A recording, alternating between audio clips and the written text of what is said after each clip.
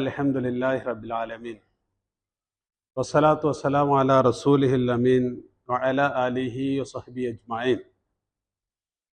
അഊദു ബില്ലാഹി മിനശ് ശൈത്വാനിർ റജീം. ബിസ്മില്ലാഹിർ റഹ്മാനിർ റഹീം.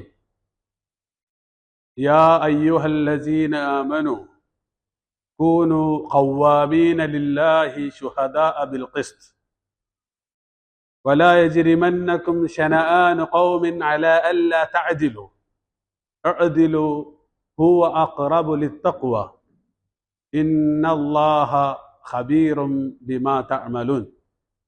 صدق الله العلي العظيم.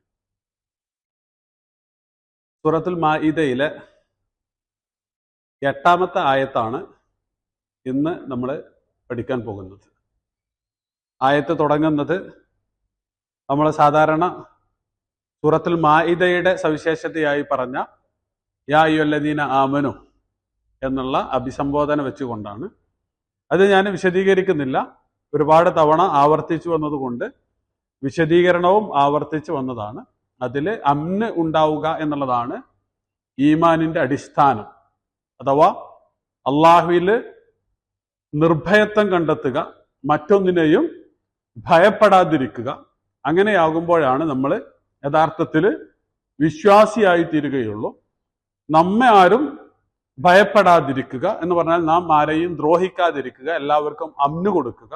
അപ്പോഴാണ് യഥാർത്ഥത്തിൽ വിശ്വാസിയാവുകയുള്ളൂ. അങ്ങനെയുള്ള വിശ്വാസികളെ ഏറ്റവും മനോഹരമായ രൂപത്തിൽ അള്ളാഹു അഭിസംബോധന ചെയ്യുന്ന രീതിയാണ് വിശുദ്ധ ഖുർആനിൽ അങ്ങോളം ഇങ്ങോളം കാണുന്ന യാ അയ്യുഹല്ലദീന ആമനു എന്ന പ്രയോഗം. വിശ്വാസിക്ക് ഏറ്റവും ഇഷ്ടപ്പെട്ട വിധത്തിൽ അള്ളാഹു സുബ്ഹാനഹു വ തആല നടത്തുന്ന അഭിസംബോധനയാണ് എന്ത്? യാ അയ്യുഹല്ലദീന ആമനു എന്നുള്ളത്. അതാണ് കേട്ടാൽ പിന്നെ വിശ്വാസി അതിനുശേഷം പറയുന്നതൊക്കെ അതുപോലെ അനുസരിക്കും. കാരണം അത്രമാത്രം പ്രിയങ്കരമായ ഒരു അഭിസംബോധന രീതിയാണ്. എന്നിട്ട് അള്ളാഹു വിശ്വാസികളോട് പറയുന്നത് കൂനു എന്നാണ്. നിങ്ങൾ ആയിത്തീരുക എന്ന് പറഞ്ഞാൽ എപ്പോഴും പിന്നെ അതായിരിക്കണം. അതുകൊണ്ടാണ് കൂനു എന്ന് പറയുന്നത്. നിങ്ങൾ അത് ചെയ്യൂ ഇത് ചെയ്യൂ എന്നൊക്കെ പറഞ്ഞാൽ അത് ചെയ്യണം ഇത് ചെയ്യണം എന്നുള്ളതാണ് അർത്ഥം. പക്ഷെ കൂനു എന്ന് പറഞ്ഞാൽ അത് ചെയ്യണം എന്നല്ല അതിന്റെ അർത്ഥം. നിങ്ങൾ അതാവണം എന്നാണ് അർത്ഥം. ഒരു സംഗതി ചെയ്യണം എന്ന് പറയുന്നതും നിങ്ങൾ അതാവണം എന്ന് പറയുന്നതും തമ്മിൽ വലിയ വ്യത്യാസമുണ്ട്. ചെയ്യുന്നതോടുകൂടി അത് തീർന്ന്, അതാണ് നിങ്ങളത് ചെയ്യണം എന്ന് പറയുന്ന കൽപ്പനയുടെ പ്രത്യേകത. എന്നാൽ നിങ്ങളത് ആവണം എന്ന് പറയുന്നതിന്റെ പ്രത്യേകത എന്താണ്? അത് തീരൂല, അത് നിങ്ങളെപ്പോഴും അങ്ങനെ തന്നെ ആയിരിക്കും എന്നുള്ളതാണ്. അപ്പൊ അതാണ് ആ രണ്ട് വ്യത്യാസങ്ങൾ. കൂനു ഖവ്വാമീന ലില്ലാഹ്. ഖവ്വാമീൻ എന്നുള്ളത് ഖായിം എന്നുള്ള പദത്തിൽ നിന്ന് വന്നതാണ്. ഖായിം എന്ന് പറഞ്ഞാല് നിൽക്കുന്നവൻ, നോക്കി നടത്തുന്നവൻ എന്നുള്ളതാണ്. അതിന്റെ ഏറ്റവും മൂർത്തമായ രൂപമാണ്, ഏറ്റവും പൂർണ്ണമായ രൂപമാണ് ഖവ്വാമ് എന്ന് പറയുന്ന രൂപം. ഞാനൊരു ഉദാഹരണം പറയാം. ഉദാഹരണമായിട്ട് നിങ്ങളുടെ വീട്ടില് നിങ്ങൾ അപ്പുറത്ത് കണ്ട ഒരു മരക്കഷ്ണം എടുത്തിട്ട് വീട്ടിന്റെ ഡോറിന്റെ ഒരു ഓട്ടയുണ്ടായിരുന്നു, അത് നിങ്ങൾ അടച്ചു. അതിന് അറബി ഭാഷയിൽ നിങ്ങൾ നാജിറി എന്നാണ് പറയാ. നിങ്ങൾ നെജ്ജാറ് എന്ന് പറയില്ല. നെജ്ജാർ എന്ന് പറഞ്ഞാൽ എന്താണ്? ആശാരി എന്നാണ് അർത്ഥം, കാർപ്പന്റർ എന്നാണ് അർത്ഥം. കാർപ്പന്റർ ആവണമെങ്കിൽ അത് നിങ്ങളുടെ തൊഴിലായിരിക്കണം. അപ്പോഴാണ് നിങ്ങൾ എന്താവുള്ളൂ? നെജ്ജാർ ആവുള്ളൂ. അതുവരെ നിങ്ങൾ എന്താണ്? നാജിറാണ്. അതല്ലെങ്കിൽ നിങ്ങളൊക്കെ ഇവിടെ എന്താണ് കോർണിഷിൽ എവിടെയെങ്കിലൊക്കെ ചെന്നിട്ട് ഒരു ദിവസം ചൂണ്ടൊക്കെ എടുത്തിട്ട് ഒരു വെറുതെ മീൻ പിടിക്കാൻ പോയി. അങ്ങനെ മീൻ പിടിക്കുന്ന ആൾക്ക് സ്വയ്യാദ് എന്ന് പറയില്ല. അങ്ങനെ പിടിക്കുന്ന ആൾക്ക് എന്താ പറയാ? സ്വായിദ് എന്നേ പറയുള്ളൂ, ഖായിമ് എന്ന് പറയുന്നത് പോലെ. പക്ഷെ മീൻപിടുത്തമാണ് നിങ്ങളുടെ പണിയെങ്കിൽ എന്തു പറയും? സ്വയ്യാദ് എന്ന് പറയും. അതാണ് നിങ്ങളുടെ പണി, വേറെ പണിയൊന്നും നിങ്ങൾക്ക് ഇല്ല. അതുപോലെയാണ് ഖവ്വാമ് എന്ന് പറയുന്നത്. നിങ്ങൾക്ക് വേറെ ഏർപ്പാടൊന്നുമില്ല, ഇത് മാത്രമേ ഉള്ളൂ. ഇതിന്റെ ഒരു മനോഹരമായ മുഖം അറിയണമെങ്കിൽ വിശുദ്ധ ഖുർആനിലെ സൂറത്ത് നിസായില് അർ-റിജാലു ഖവ്വാമൂന അലൻ നിസാ എന്ന് പറയുന്നുണ്ട്. എന്ന് പറഞ്ഞാൽ പുരുഷന്മാരുടെ ഉത്തരവാദിത്വം എന്നുള്ളത് അവര് സ്ത്രീകളെ സംരക്ഷിക്കുക, അവരുടെ സ്ത്രീകളെ സംരക്ഷിക്കുക, നോക്കി നടത്തുക എന്നുള്ളതാണ്. അപ്പൊ അതേ പ്രയോഗമാണ് അല്ലാഹു സുബ്ഹാനഹു വ തആല ഇവിടെ നടത്തിയിട്ടുള്ളത്. കൂനു ഖവ്വാമീൻ, നിങ്ങൾ ഖായിമീങ്ങളായാൽ പോരാ, നിർവഹിക്കുന്നവർ ആയാൽ പോരാ, നേരെ മറിച്ച് അത് തന്നെ ഏറ്റെടുത്ത് നിർവഹിക്കുന്നവരായിരിക്കണം. കൂനു ഖവ്വാമീന ലില്ലാഹ്.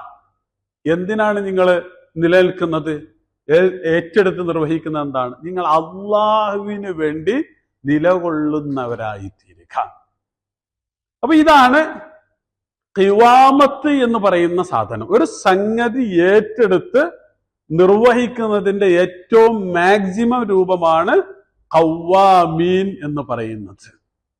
അപ്പൊ കൂനു ഖവ്വാമീന ലില്ലാഹ്, നിങ്ങള് അള്ളാഹുവിന് വേണ്ടിയിട്ട് എഴുന്നേൽക്കുക, അള്ളാഹുവിന് വേണ്ടിയിട്ട് നിങ്ങൾ നിലകൊള്ളുക. അതെങ്ങനെയാണ്? ശുഹദാ ബിൽ ഖിസ്ത്, ഷഹീദ് എന്നുള്ളതിൽ നിന്നാണ് എന്ത് വരുന്നത്? ശുഹദാ എന്ന് പറയുന്നത്. ഷഹീദ് എന്നുള്ളത് ഏത് വജിലാണ്? ഫഈല് വജിലാണ്. നമ്മൾ മുമ്പ് പറഞ്ഞ റഹീം, കരീം എന്നൊക്കെ പറയുന്ന വജിലാണ്. ഈ വസനിന്റെ പ്രത്യേകത എന്താണ്? അത് ഒരിക്കലും മാറാത്ത വിശേഷണമാണ്. എന്ന് പറഞ്ഞാൽ ഈ ഷഹാദത്ത് എന്ന് പറഞ്ഞാൽ മുസ്ലിം ഉമ്മത്തിലെ ഓരോ വിശ്വാസിയെയും സംബന്ധിച്ചിടത്തോളം എപ്പോഴെങ്കിലും നിർവഹിക്കേണ്ട കർമ്മമല്ല എന്ത്? ഷഹാദത്ത്. നമ്മളൊക്കെ മുസ്ലിങ്ങളാണ് എന്ന് പറയുന്നത് എന്താണ്? നമ്മളെന്നോ ഒരിക്കൽ ഷഹാദത്ത് കലിമ ചൊല്ലിയിട്ടുണ്ട്, അതുകൊണ്ട് നമ്മളെന്താണ്? മുസ്ലിങ്ങളാണ്. നമ്മൾ ഷഹാദത്ത് കലിമ ചൊല്ലിയത് കൊണ്ട് മാത്രം എന്താവില്ല? മുസ്ലിങ്ങളാവുകയില്ല. ജീവിതത്തിൽ ഷഹാദത്ത് നിർവഹിച്ചാലേ എന്താവുള്ളൂ?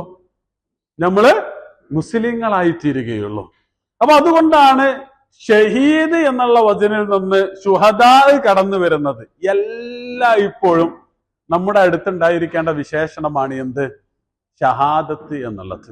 അതുകൊണ്ടാണ് കുന്തും ഖൈറ ഉമ്മത്തിൻ എന്ന് പറഞ്ഞിട്ട്, അതുപോലെ വകദാലിക ജഅൽനാകും ഉമ്മത്തൻ വസതൻ ലിതകൂനു ശുഹദാ അലന്നാസ് എന്ന് പറയുന്നത്. അപ്പൊ ഷഹാദത്ത് എപ്പോഴും എന്താണ്? നമ്മുടെ മേൽ ചുമത്തപ്പെട്ട ഉത്തരവാദിത്വമാണ്. അപ്പൊ അല്ലാഹു സുബ്ഹാനഹു വ തആല ഇവിടെ ആ പരിപൂർണമായ അർത്ഥത്തിലുള്ള ഷഹാദത്തിന്റെ എല്ലാ കാര്യമല്ല പറയുന്നത്. ഇവിടെ വേറെന്തോ ഒരു സാധനത്തിലേക്ക് ചേർത്തിട്ടാ പറയുന്നത്. അതെന്താണ്? ശുഹദാ ബിൽ ഖിസ്ത്. നിങ്ങൾ എന്തിന് സാക്ഷികളാവണം? അൽ ഖിസ്ത് എന്നുള്ളതിനാണ് നിങ്ങൾ സാക്ഷിയാവേണ്ടത്. എന്താണ് ഖിസ്ത് എന്ന് പറഞ്ഞാല്? നിങ്ങള് സാധാരണ കേട്ടിട്ടുള്ള ഒരു പദമാണ് ഖിസ്ത് എന്നുള്ളത്. എന്താണ് ഖിസ്ത് എന്ന് പറഞ്ഞാല്? നീതി. അദ്ല് എന്ന് പറഞ്ഞാലോ? അദ്ല് എന്ന് പറഞ്ഞാലോ? നീതിയാണ് അല്ലെ? ഖിസ്തുമായി ബന്ധപ്പെട്ട് 3 കാര്യങ്ങൾ ഞാനിപ്പോ പറയും. ഒന്നാമത്തേത് അറബി ഭാഷയിലെ മനോഹാരിതകളിൽപ്പെട്ടതാണ്. ഒരു പദം 2 അർത്ഥത്തിൽ, നേരെ ഓപ്പോസിറ്റ് അർത്ഥത്തിൽ ഉപയോഗിക്കുക എന്നുള്ളത്. അങ്ങനെപ്പെട്ട അപൂർവമായ പദങ്ങളിൽ ഒന്നാണ് ഖിസ്ത് എന്നുള്ളത്. ഖസത്ത യഖുസുത്തു ഖിസ്തൻ എന്ന് പറഞ്ഞാൽ നീതി കാണിച്ചു എന്നാണ് അർത്ഥം. ഖസത്ത യഖ്സിത്തു ഖുസൂതൻ എന്ന് പറഞ്ഞാൽ അനീതി കാണിച്ചു എന്നാണ് അർത്ഥം. ഒന്ന് നീതി കാണിച്ചു എന്നാണ് അർത്ഥം, മറ്റൊന്ന് അനീതി കാണിച്ചു എന്നാണ് അർത്ഥം. ഇങ്ങനെ വേറെ പദങ്ങളുണ്ട്. ഉദാഹരണമായിട്ട് മൗല എന്നുള്ള പദം, ഫഅതസിമു ബില്ലാഹി ഹുവ മൗലാക്കും ഫനിഅമൽ മൗലാ വനിഅമൻ നസീർ. അപ്പൊ അള്ളാഹുവിനെ കുറിക്കുന്ന യജമാനൻ എന്നുള്ള അർത്ഥത്തിലാണ് അവിടെ മൗല എന്ന് പ്രയോഗിച്ചിട്ടുള്ളത്. വിശുദ്ധ ഖുർആനിൽ ഒരുപാട് ആയത്തുകളിൽ ഇതാണ് പ്രയോഗിച്ചിട്ടുള്ളത്. അതേസമയം സൂറത്തുൽ അഹ്സാബിൽ ഉദൂഹും ലിആബാഇഹിം എന്ന് പറഞ്ഞിട്ട് അല്ലാഹു സുബ്ഹാനഹു ഹുവ അഖ്സതു ഇൻദല്ലാഹ് ഫഇല്ലം തഅലമു ആബാഅഹും ഫഇഖ്വാനുകും ഫിദ്ദീനി വമവാലീകും. മൗല, മവാലി എന്ന് പറഞ്ഞാൽ നേരെ ഓപ്പോസിറ്റ്, ഭൃത്യൻ എന്നാണ് അർത്ഥം. ഇപ്പൊ മൗല എന്നുള്ള പദത്തിന് യജമാനൻ എന്നും അർത്ഥമുണ്ട്, ഭൃത്യൻ എന്നും അർത്ഥമുണ്ട്. ഖസത്ത എന്നുള്ള പദത്തിന് നീതി കാണിക്കുക എന്നും അർത്ഥമുണ്ട്, അനീതി കാണിക്കുക എന്നും അർത്ഥമുണ്ട്. ഇതാണ് ക്രിസ്തുമായി ബന്ധപ്പെട്ട ഒന്നാമത്തെ പോയിന്റ്. അപ്പോ സിറ്റുവേഷനിലാണ് ഖസത്ത യഖ്സുത്തു, ഖസത്ത യഖ്സിത്തു. പക്ഷെ വ്യത്യാസം വരുന്ന അവിടെ അല്ല, വ്യത്യാസം വരുന്ന മസ്ദറിലാണ്. ക്രിസ്തൻ എന്നാണ് പറഞ്ഞതെങ്കിൽ നീതി എന്നാണ് അർത്ഥം, ഖുസൂത്തൻ എന്നാണ് പറഞ്ഞതെങ്കിൽ അനീതി എന്നാണ് അർത്ഥം. അതുകൊണ്ടാണ് വിശുദ്ധ ഖുർആനില് വഅമ്മൽ ഖാസിതൂന ഫകാനൂ ലിജഹന്നമ ഹത്വബ. അപ്പോ ഖാസിതൂൻ അനീതി കാണിക്കുന്നവർ നരകത്തിലെ വിറകുകളാണ് എന്ന് വിശുദ്ധ ഖുർആന് പറഞ്ഞിട്ടുണ്ട്. അപ്പൊ ഇതാണ് ക്രിസ്തുവിന്റെ ഒന്നാമത്തെ തലം. അപ്പൊ എങ്ങനെ ഇത് മനസ്സിലാകുക? സിറ്റുവേഷനുകളിൽ നിന്നാണ്, സന്ദർഭങ്ങളിൽ നിന്നാണ്. ഞാൻ നേരത്തെ മൗല എന്ന് പറഞ്ഞപ്പോ നമ്മൾ മനസ്സിലാക്കിയതുപോലെ സന്ദർഭങ്ങളിൽ നിന്നാണ് അതിന്റെ അർത്ഥം മനസ്സിലാക്കുക. ഇനി ഇതിന്റെ കൂടെ രണ്ടാമത്തെ പോയിന്റ്, ഖസത്ത എന്നുള്ളതിന്റെ മുമ്പിൽ ഒരു അലിഫ് ചേർത്താൽ അഖ്സത്ത എന്നുള്ളതാണ് പദം. അഖ്സത്ത എന്ന് പറഞ്ഞാല് ഖുസൂത്ത് നീക്കി ഖിസ്ത് സ്ഥാപിക്കുന്നതാണ് അഖ്സത്ത. ഒന്നുകൂടി, ഖുസൂത്ത് മാറ്റി ഖിസ്ത് സ്ഥാപിക്കുന്നതിനാണ് എന്ത് പറയുക? അഖ്സത്ത എന്ന് പറയുക. എന്ന് പറഞ്ഞാൽ അനീതി ഉന്മൂലനം ചെയ്ത് നീതി സ്ഥാപിക്കുന്നതാണ് എന്ത്? അഖ്സത്ത. അതുകൊണ്ടാണ് ഇന്നല്ലാഹ യുഹിബ്ബുൽ മുഖ്സിത്തീൻ. അല്ലാഹു സുബ്ഹാനഹു വ തആല ആരെ ഇഷ്ടപ്പെടുന്നു? മുഖ്സിത്തീങ്ങളെ ഇഷ്ടപ്പെടുന്നു. എന്ന് പറഞ്ഞാല് ഖുസൂത്ത് നീക്കി ഖിസ്ത് സ്ഥാപിക്കുന്ന ആളുകളെ അല്ലാഹു സുബ്ഹാനഹു വ തആല ഇഷ്ടപ്പെടുന്നു.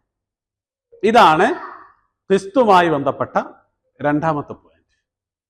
മൂന്നാമത്തെ പോയിന്റ് ഇതിന്റെ അർത്ഥമാണ്. ക്രിസ്ത് എന്ന് പറഞ്ഞാല് അറബി ഭാഷയിൽ നസീബ് അല്ലെങ്കിൽ അൽ ഹിസ്വത്ത് എന്നൊക്കെയാണ് അർത്ഥം, ഓഹരി എന്നാണ് അർത്ഥം. ഉദാഹരണമായിട്ട് അറബി ഡിക്ഷണറികളിൽ അഖദ കുല്ലു വാഹിദി മിനശ്ശുറക്കാഇ ഖിസ്തഹു എന്ന് പറയും. ഓരോ പാർട്ട്ണറും അയാളുടെ ഖിസ്ത് എടുത്തു എന്ന് പറഞ്ഞാൽ അയാളുടെ ഓഹരി എടുത്തു. അതിനാണ് എന്ത് പറയുക? ഖിസ്ത് എന്ന് ഭാഷയിൽ പറയുക. അപ്പൊ ഓരോരുത്തരുടെയും ഓഹരിക്കാണ് ഖിസ്ത് എന്ന് പറയുക. എന്നാൽ അദ്ല് എന്നുള്ള പദം അറബി ഭാഷയിൽ ഇദ്ല് എന്നുള്ള പദത്തിൽ നിന്നുണ്ടായതാണ്. ഇദ്ല് എന്ന് പറഞ്ഞാൽ സാധാരണ ഒട്ടകങ്ങള്, കുതിരകളൊക്കെ മരുഭൂമിയിലൂടെ സഞ്ചരിക്കുമ്പോൾ അതിന്റെ പുറത്ത് എന്തുണ്ടാവും? ഭാണ്ഡം ഉണ്ടാവും. ഈ ഭാണ്ഡം എന്താ ചെയ്യാ? അതായത് ലഗേജ് ഉണ്ടാവും. ആ ലഗേജ് എന്താ ചെയ്യാ? അത് രണ്ട് സൈഡിലേക്ക് ഇങ്ങനെ തൂക്കിയിടും. അപ്പൊ ആ തൂക്കിയിടുമ്പോ എന്താ അതിന്റെ പ്രത്യേകത? രണ്ടും ഒരേ തൂക്കായിരിക്കണം. തൂക്കം ഒന്നിൽ കനം തൂങ്ങിയാൽ എന്ത് സംഭവിക്കും? മൃഗത്തിന് നടക്കാൻ കഴിയില്ല. അപ്പോ ഇതിലിൽ നിന്നാണ് ഇങ്ങനെ തൂക്കിയിടുന്ന ലഗേജിനാണ്, ഭാണ്ഡക്കെട്ടിനാണ് ഇതില് എന്ന് പറയുക. അപ്പൊ അദില് എന്ന് പറഞ്ഞാൽ തുല്യമായി കണക്കാക്കുന്നതാണ് അദില്. തുല്യമായി കണക്കാക്കുന്നതാണ് അതില്. ഖിസ്ത് എന്ന് പറഞ്ഞാൽ ഒരാളുടെ അവകാശം അയാൾക്ക് പൂർണ്ണമായി കൊടുക്കുന്നതാണ് ഖിസ്ത്. ഒരു ഉദാഹരണം പറയാം. ഇപ്പോ എനിക്ക് ഒരു 3 മക്കളുണ്ട് എന്ന് വെക്കാം. അപ്പൊ എനിക്ക് 3 മക്കളുണ്ട്. 3 മക്കൾക്കും ഞാൻ ഒരേ സംഗതി ഒരേപോലെ വീതിച്ചു കൊടുത്താൽ അത് അദിലാണ്.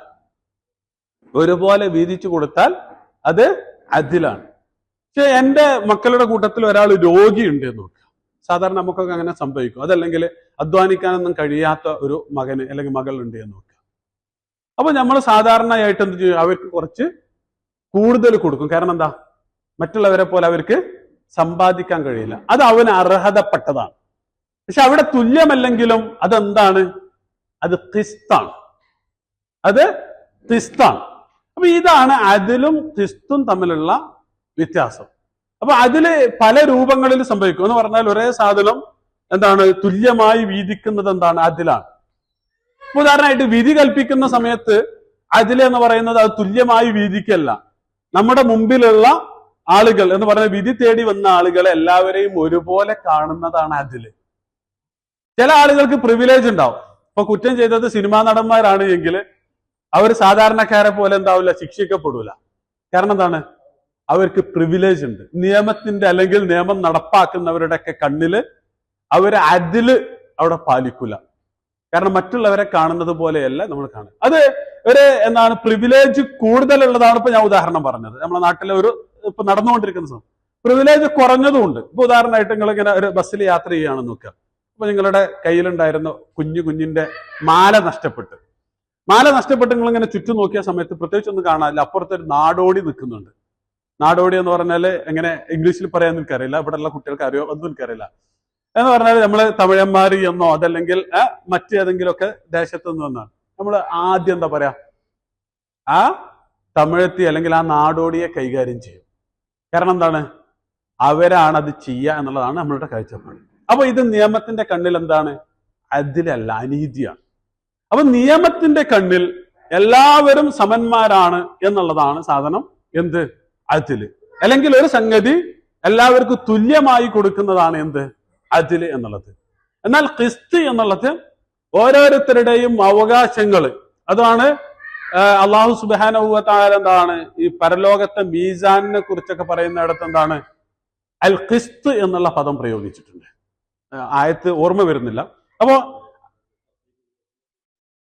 അഖീമുൽ വസ്ന ബിൽ ഖിസ്തി വലാ തുഖ്സിറു അൽ മീസാൻ, അതുപോലെ കുറെ പ്രയോഗങ്ങൾ മീസാനിലേക്ക് ചേർത്തിട്ട് ഖിസ്ത് പ്രയോഗിച്ചതായിട്ട് നമുക്ക് കാണുവാൻ കഴിയും. എന്ന് പറഞ്ഞാൽ ഓരോരുത്തർക്കും അവരുടെ പരലോകത്ത് ഈ പറഞ്ഞതുപോലെ എല്ലാവർക്കും ഒരേ വീതിച്ചല്ല അള്ളാഹ് തരില്ല. ഓരോരുത്തർക്കും അവരുടെ തൂക്കമാണ് നൽകുക. ഇനി ഇത് ഒരൊറ്റ ആയത്തില് ഈ പറയുന്ന ഖിസ്തും അതിലും അള്ളാഹ് കൃത്യമായിട്ട് കൈകാര്യം ചെയ്തിട്ടുണ്ട്. എവിടെയാണ്? സൂറത്ത് നിസായില് ബഹുഭാര്യത്വവുമായി ബന്ധപ്പെട്ട ആയത്തില് വഇൻ ഖിഫ്തും അല്ല തുഖ്സിതു ഫിൽ യതാമ, നിങ്ങള് യതീമുകളുടെ കാര്യത്തില് ഖിസ്ത് കാണിക്കുവാൻ പറ്റുകയില്ല എന്ന് നിങ്ങൾ ഭയപ്പെടുകയാണെങ്കിൽ, അല്ലെങ്കിൽ ഖിസ്ത് നടത്താൻ കഴിയുകയില്ല എന്ന് നിങ്ങൾ ആശങ്കിക്കുന്നുവെങ്കിൽ, ഇതിനൊരു ബാക്ക്ഗ്രൗണ്ട് ഉണ്ട്. എന്ന് പറഞ്ഞാൽ ഉഹദ് യുദ്ധത്തിൽ വിശ്വാസികളുടെ കൂട്ടത്തിൽ നിന്ന് ഒരുപാട് ആളുകൾ മരണപ്പെട്ടു പോയി. 70ഓളം വിശ്വാസികൾ മരണപ്പെട്ടു പോയി. മൊത്തം മുസ്ലിം കുടുംബങ്ങൾ എന്ന് പറയുന്നത് തന്നെ ഒരു 100-200-ലധികം കുടുംബങ്ങളെ ഉണ്ടായിരുന്നുള്ളൂ. അപ്പൊ അതിൽ 70 ആളുകൾ മരിച്ചു എന്ന് പറഞ്ഞാൽ യുദ്ധത്തിൽ മരിക്ക പുരുഷന്മാരാണ് എന്ന് പറഞ്ഞാൽ 70 കുടുംബങ്ങൾ അനാഥമായി എന്നാണ് അർത്ഥം. അപ്പൊ അള്ളാഹുവിന്റെ റസൂൽ സല്ലല്ലാഹു അലൈഹി വസല്ലം അവരെയൊക്കെ മറ്റ് സഹാബാക്കൾക്ക് ചുമതലപ്പെടുത്തി കൊടുത്തു. ഇവരുടെ കാര്യങ്ങളൊക്കെ നോക്കണം. യതീമുകളാണ്, അവരുടെ കാര്യങ്ങളൊക്കെയും നോക്കണം. അപ്പൊ അങ്ങനെ നോക്കുന്ന സമയത്ത് 2 പ്രശ്നങ്ങൾ ഉണ്ടായി. ഒന്നാമത്തെ പ്രശ്നം എന്താണ്? സാമ്പത്തികമായ പ്രശ്നമാണ്. അവരുടെ സമ്പത്തും അവർക്ക് ചെലവിന് അവരുടെ സമ്പത്ത് ഉപയോഗിച്ച് കാര്യങ്ങൾ കൈകാര്യം ചെയ്യാണ്. അപ്പൊ അവരുടെ സമ്പത്തും നമ്മളുടെ സമ്പത്തും കലർന്നു പോകുന്നോ എന്നുള്ള ഒരു ആശങ്ക. എന്ന് പറഞ്ഞാൽ അന്യായമായി ഞാൻ കഴിച്ചു പോകുമോ എന്നുള്ള ആശങ്ക. രണ്ടാമത്തേത്, അവിടെ ആ യതീമുകളുടെ ഉമ്മമാരുണ്ട്, സ്വാഭാവികമായിട്ടും അന്യ സ്ത്രീകളാണ്. അപ്പൊ അവരുടെ അടുത്തേക്ക് അങ്ങനെ ഇടയ്ക്കിടയ്ക്ക് പ്രവേശിക്കുക എന്നുള്ളതും എന്താണ് അത്ര ശരിയായ സംഗതിയല്ല. ഈ 2 പ്രശ്നങ്ങളും മുന്നിൽ വന്നപ്പോഴാണ് ആയത്തിറങ്ങുന്നത്. എന്താണ്? വഇൻ ഖിഫ്തും അല്ല തുഖ്സിതു ഫിൽ യതാമ, യതീമുകളുടെ ധനം സമ്പത്ത് പൂർണ്ണമായി അവർക്ക് നൽകുവാൻ എന്ന് പറഞ്ഞാൽ അതിൽ അങ്ങോട്ടും ഇങ്ങോട്ടും കലർന്നു പോകുമോ, അവിടെയാണ് ഖിസ്ത്. അവരുടെ മാത്രം ഓഹരി, എന്റെ ഓഹരി. അപ്പൊ അങ്ങനെ നിങ്ങൾക്ക് ആശങ്കയുണ്ട് എങ്കിൽ ഫൻകിഹു മാ ത്വാബ ലക്കും മിനൻ നിസാ, നിങ്ങൾക്ക് മുന്നിലുള്ള വഴി എന്താണ്? അവരുടെ ഉമ്മമാരെ വിവാഹം കഴിക്കുക എന്നുള്ളതാണ്. ഫൻകിഹു മാ ത്വാബ ലക്കും മിനൻ നിസാഇ മത്ന വ തുലാസ വ റുബ. എന്നിട്ടോ വഇൻ ഖിഫ്തും അല്ലാ തഅദിലു, അങ്ങനെ നിങ്ങൾ ഒന്നിലേറെ വിവാഹം കഴിക്കുന്നു, എന്നിട്ട് ആ വിവാഹം കഴിച്ച സ്ത്രീകളെ ഒരുപോലെ കാണുവാൻ അതില് അവിടെ വന്നു. നേരത്തെ ഖിസ്ത പറഞ്ഞത്. അപ്പൊ ഇവിടെ വിവാഹം കഴിച്ച സ്ത്രീകൾ ഒരുപോലെ കാണുവാൻ, നേരത്തെ ഈ വിധിയുടെ കാര്യത്തിൽ ഞാൻ പറഞ്ഞ പോലെ ഒരുപോലെ കണക്കാക്കാൻ നിങ്ങൾക്ക് കഴിയില്ല എങ്കിൽ നിങ്ങൾ ആ പണിക്ക് നിൽക്കരുത്. ഫവാഹിദ. അപ്പൊ അവിടെ അതിലും ഖിസ്തും അല്ലാഹു സുബ്ഹാനഹു വ തആല കൃത്യമായിട്ട് പറഞ്ഞു വെച്ചു. അപ്പൊ ഒന്നുകൂടി പറയാണ്, അതില് എന്ന് പറയുന്നത് തുല്യമായി കാണുക, തുല്യമായി കണക്കാക്കുക. ഈ അർത്ഥത്തിലാണ് എന്ത് പറയുക? അതില് എന്ന് പറയുക. എന്നാൽ ഖിസ്ത് എന്ന് പറയുന്നത് ഓരോരുത്തരുടെയും അവകാശങ്ങൾ പൂർണ്ണമായിട്ട് കൊടുക്കുക. ചിലപ്പോ ഒരാൾക്ക് കൂടുതൽ കൊടുക്കുന്നതായിരിക്കും എന്ത് അവിടെ നീതി എന്നുള്ളത്. എല്ലായ്പ്പോഴും ഒരുപോലെ കൊടുക്കുക എന്നുള്ളത് എന്തല്ല, നീതിയല്ല. അത് നമ്മൾ എപ്പോഴും അനന്തരാവകാശത്തിന്റെ വിഷയത്തിൽ നമ്മൾ പറയാറുണ്ട്. അപ്പൊ അതിലേക്ക് ഞാൻ കിടക്കുന്നില്ല. അപ്പൊ ഇതാണ് മൂന്നാമത്തെ പോയിന്റ്, അതിലും ഖിസ്തും തമ്മിലുള്ള വ്യത്യാസം. ഖിസ്ത് എന്നുള്ള പദം അൽ ഹിസ്വ അല്ലെങ്കിൽ അൽ നസീബ് അൽ മുഹദ്ദദ്, നിർണിതമായ ഓഹരി എന്നുള്ള പദത്തിൽ നിന്ന് വന്നതാണ്. എന്നാൽ അദില് എന്നുള്ള പദം ഇദില് എന്നുള്ള പദത്തിൽ നിന്ന് വന്നതാണ്. ഇദില് യഥാർത്ഥത്തിൽ കുതിരയുടെ അല്ലെങ്കിൽ കഴുതയുടെ പുറത്ത് രണ്ട് ഭാഗത്തേക്കും തൂക്കിയിടുന്ന ലഗേജിനാണ് ഇദില് എന്ന് പറയുക. അത് രണ്ടും എന്തായിരിക്കും, തുല്യമായിരിക്കും. അപ്പൊ ഇവിടെ അള്ളാഹു സുബ്ഹാനഹു വ തആല പറയുന്നത് ഖിസ്തുമായി ബന്ധപ്പെട്ടാണ്. അപ്പോ എന്താണ്, യാ അയ്യുഹല്ലദീന ആമനു കൂനു ഖവ്വാമീന ലില്ലാഹി ശുഹദാഅ ബിൽ ഖിസ്ത്. എല്ലാവർക്കും അവരുടെ അവകാശങ്ങൾ പൂർണ്ണമായി കൊടുക്കുന്ന നീതി, അത് നിങ്ങൾ, കാരണം അതിന് ശേഷം പറയുന്ന സാധനം അതിലേക്ക് കണക്റ്റഡ് ആണ്. അപ്പോ എന്താണ്, അതിൽ നിങ്ങൾ സാക്ഷിയാവുക എന്നുള്ളതാണ്. അപ്പൊ നമ്മള് ഖവ്വാമ് എന്നുള്ള പദം പറഞ്ഞു, ഫഅൽ വസ്നാണ്. അതിന് ഉദാഹരണം നാജിർ, നജ്ജാർ, സ്വായിദ്, സ്വയ്യാദ്, അതുപോലെ ഖായിമ്, ഖവ്വാം. അപ്പൊ അത് തന്നെയാണ് പണി, അതാണ് ഖവ്വാമീൻ എന്ന് പറയുന്നത്. ലില്ലാഹി ശുഹദ, ഷഹീദ്, ശുഹദ. അതും നമ്മൾ പറഞ്ഞു, ഷഹാദത്ത് എന്നുള്ളത് വിശ്വാസിയുടെ ജീവിത ദൗത്യമാണ്. അതുകൊണ്ടാണ് വകദാലിക ജഅൽനാകും ഉമ്മത്തൻ വസതൻ ലിതകൂനു ശുഹദാ അലന്നാസ് എന്ന് പറയുന്നതും. അതുപോലെ തന്നെ സൂറത്ത് അൽ ഹജ്ജില് ഏറ്റവും അവസാനത്തില് വജാഹിദു ഫില്ലാഹി ഹഖ്ഖ ജിഹാദി വജ്തബാകും വമാ ജഅല അലൈക്കും ഫിദ്ദീനി മിൻ ഹറജിൻ മില്ലത അബീക്കും ഇബ്രാഹിം വസമ്മാകുമുൽ മുസ്ലിമീന മിൻ ഖബ്ലു വഫി ഹാദാ ലിയകൂന റസൂലു ഷഹീദൻ അലൈക്കും വതകൂനു ശുഹദാ അലന്നാസ്. ഷഹാദത്ത് എന്നുള്ളതാണ് ഉത്തരവാദിത്വം. അപ്പൊ അത് നീതിയിൽ അധിഷ്ഠിതമായ ഷഹാദത്താണ്, ശുഹദാ ബിൽ ഖിസ്ത്. അപ്പൊ ഇതാണ് ഈ ആയത്തിന്റെ ഒരു ഭാഗം. ഇനി ഇതേ ആയത്ത് സൂറത്ത് നിസായിൽ വന്നിട്ടുണ്ട്. ഇതേ ആയത്ത് സൂറത്ത് നിസായിൽ വന്നിട്ടുണ്ട്, ചെറിയ മാറ്റത്തോടു കൂടി. ഇവിടെ പറയുന്നത് യാ അയ്യുഹല്ലദീന ആമനു കൂനു ഖവ്വാമീന ലില്ലാഹി ശുഹദാ ബിൽ ഖിസ്ത്. അവിടെ പറയുന്നത് കൂനു ഖവ്വാമീന ബിൽ ഖിസ്ത് ശുഹദാ ലില്ലാഹ്. രണ്ടും തമ്മിൽ ചെറിയ പദപ്രയോഗങ്ങളുടെ വ്യത്യാസമുണ്ട്. ആ വ്യത്യാസം രണ്ട് സൂറത്തുകളുടെ ഉള്ളടക്കങ്ങൾ തമ്മിലുള്ള വ്യത്യാസമാണ്. സൂറത്ത് നിസായിലെ മുഴുവൻ മനുഷ്യരുമായി ബന്ധപ്പെട്ട നീതിയെ കുറിച്ചാണ് പറയുന്നത്. രണ്ടാമത്തെ ആയത്തിൽ വാതുൽ യതാമ അംവാലഹും വലാ തതബദ്ദലുൽ ഖബീസ ബിത്വയ്യിബ്. അടുത്ത ആയത്തില് എന്താണ്, വആതുൻ നിസാഅ സദഖാതിഹിന്ന നിഹ്ല. സ്ത്രീകൾക്ക് അവരുടെ ഓഹരി കൊടുക്കുക, യതീമുകൾക്ക് അവരുടെ ഓഹരി കൊടുക്കുക, അനന്തരാവകാശികൾക്ക് അവരുടെ ഓഹരി കൊടുക്കുക. ഇങ്ങനെ ഓരോരുത്തർക്കും അവരുടെ ഓഹരിയെ കുറിച്ചുള്ള വർത്തമാനമാണ് പറയുന്നത്. അപ്പൊ സ്വാഭാവികമായും ഓഹരി ആദ്യം വരണം. അതുകൊണ്ടാണ് യാ അയ്യുഹല്ലദീന ആമനു കൂനു ഖവ്വാമീന ബിൽ ഖിസ്ത് എന്ന് അവിടെ ആദ്യം വന്നത്. അവിടെ ഖിസ്ത് ആദ്യം വന്നത് ഖിസ്തിനെ കുറിച്ചുള്ളതാണ് അവിടുത്തെ ചർച്ച എന്നുള്ളത് കൊണ്ടാണ്. എന്നാൽ സൂറത്തുൽ മാഇദയിലേക്ക് വരുമ്പോ അള്ളാഹുവിനെ കുറിച്ചാണ് ചർച്ച. യാ അയ്യുഹല്ലദീന ആമനു ലാ തുഹില്ലു ശആഇറല്ലാഹ് വലശ്ശഹറൽ ഹറാമ വലൽ ഹദിയ വലൽ ഖലാഇദ്. ഒക്കെ അള്ളാഹുവിന്റെ റോളിനെ കുറിച്ചാണ്. ഇന്നല്ലാഹ യഹ്കുമു മാ യുരീദ്, അള്ളാഹുവിന്റെ റോളിനെ കുറിച്ചാണ്. ഇതിന് തൊട്ട് മുമ്പുള്ള ആയത്തില് എന്താണ്, ദുക്റു നിഅമത്തല്ലാഹി അലൈക്കും വമീസാഖഹു അല്ലദീ വാസഖകും ബിഹി. അപ്പൊ ഇതൊക്കെ ആരെ കുറിച്ചാണ് പറയുന്നത്? പരിഗണന ആർക്കാണ്? അള്ളാഹുവിനാണ്. അപ്പൊ സ്വാഭാവികമായും ആരാദ്യം വരണം? അള്ളാഹ് ആദ്യം വരണം. അതുകൊണ്ടാണ് കൂനു ഖവ്വാമീന ലില്ലാഹി ശുഹദാ ബിൽ ഖിസ്ത് എന്ന് പറയുന്നത്. ഇതാണ് ഖുർആൻ എന്ന് പറയുന്നത്. എന്ന് പറഞ്ഞാൽ രണ്ടും ഒരേ ആശയമാണ് മുന്നോട്ട് വെക്കുന്നത്. പക്ഷെ ഫോക്കസുകൾ എന്താണ്? മാറിക്കൊണ്ടിരിക്കും. ഫോക്കസുകൾ മാറുന്നതിന്റെ അടിസ്ഥാനം എന്താണ്? എന്തിനെ കുറിച്ചാണോ ചർച്ച ചെയ്യുന്നത് അതാണ് അതിന്റെ അടിസ്ഥാനം.